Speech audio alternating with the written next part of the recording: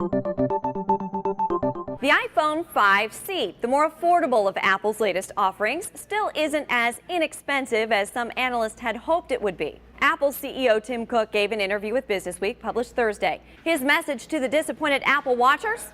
Sorry.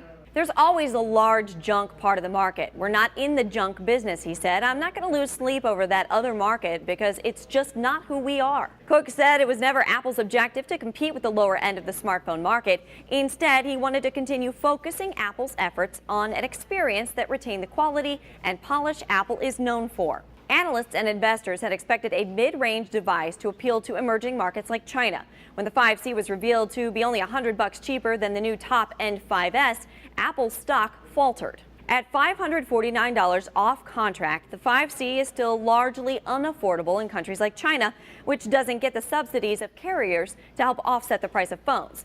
Instead, VentureBeat says it costs close to a month's salary for the average Chinese citizen.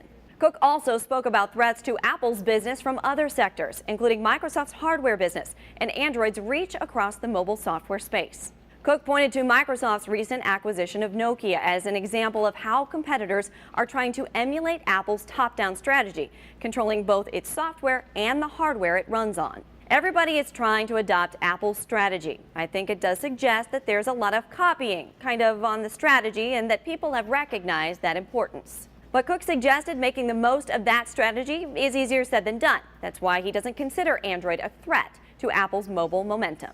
He said Android is so fragmented and out of date that everyone from developers to end users lose out. People can quickly end up using software that's several years old. That would be like me right now having in my pocket iOS 3. I can't imagine it. For Newsy, I'm Megan Murphy.